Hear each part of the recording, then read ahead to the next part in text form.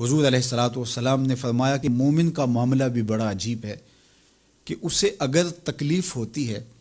تو اس پر وہ صبر کرتا ہے، یا اسے خوشی ملتی ہے تو اس پر وہ شکر کرتا ہے، تو دونوں صورتوں میں اللہ اس کو اجر عطا کرتا ہے۔ اور یہ صرف شان مومن کی ہی ہے کہ وہ مصیبت پر صبر کرے، بلکہ فرمایا کہ مومن کے پاؤں میں کانٹا بھی چبھتا ہے تو اس کا بھی اس کو اجر دیا جاتا ہے،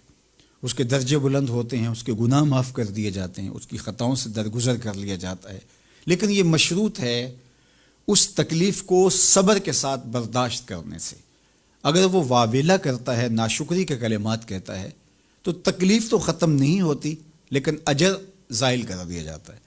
تو اس لیے ہمیں ہر صورت کے اندر صبر کے دامن کو مضبوطی سے تھامنے کی تلقین کی گئی ہے، اور اہل ایمان کو یہ بھی سبق دیا گیا کہ جب انہیں کوئی بھی مصیبت پہنچتی ہے تو وہ کہتے ہیں انا للہ و انا الیہ راجعون، کہ ہم اسی کے ہیں اور اسی کے حضور پلٹ کے جانا ہے۔ تو یہ وہ امر ہے کہ جو ان کی طبیعت کے اندر ٹھہراؤ پیدا کرتا ہے اور ان کی زندگیوں کے اندر اللہ تعالیٰ جل شانہ پر جو یقین ہے اس کا پتہ دیتا ہے۔ اگر مصیبت کو اللہ کی طرف سے سمجھ کے مان کے صبر کیا جائے، اس کو مقدور سمجھا جائے، اس پر واویلا نہ کیا جائے، اللہ کی نافرمانی کا کوئی کلمہ نہ بولا جائے، اپنے عقیدے میں تزلزل نہ آنے دیا جائے، اپنے رویوں کی خوبصورتی کو زائل نہ ہونے دیا جائے، تو اس کا مطلب ہے کہ وہ شخص مومن ہے، اس کا یقین ہے کہ یہ اللہ کی طرف سے ہے۔ تو پھر اس کے یقین کے صلے کے اندر اللہ اس کو پھر ہدایت قلب کا چراغاں نصیب کرتا ہے۔ اور فرمایا واللہ بکل شیء علیم، اور اللہ ہر شے کو جاننے والا ہے، اسے پتہ ہے کہ کسی پر مصیبت نازل کیوں کرنی ہے، اور اس مصیبت سے اس کا امتحان لینا مقصود ہے، اس کے درجوں کو بلند کرنا مقصود ہے، اس کے گناہوں کو معاف کرنا مقصود ہے، اس کو کسی آزمائش میں ڈال کر کے اس کو مزید کندن بنانا مقصود ہے، یا اس کا کیا مقصود ہے، اس کو سزا دینا مقصود ہے، یہ اسے پتہ ہے۔ تمہارا رب تمہاری طرف آنے والی جو تکلیفیں ہیں ان کے اندر ہزارہا پنہا حکمتوں سے واقف ہے۔ یہاں یہ بات بھی سمجھنے کے قابل ہے کہ جو شخص مصیبت کے آنے پر صبر اور استقامت کے ساتھ اس سے نپٹتا ہے اور اللہ پر جو اس کا یقین ہے اس میں تزلزل پیدا نہیں ہونے دیتا، کل من عند اللہ، اے محبوب فرما دیجئے جو کچھ ہے وہ تمہارے رب کی طرف سے، یہ اس کا خیال اور فکر ہے کہ یہ میرے اللہ کی طرف سے، تو پھر اس مصیبت کو ٹالنے والا بھی وہی ہے۔ تو اگر یہ اس کا عقیدہ پختہ تھا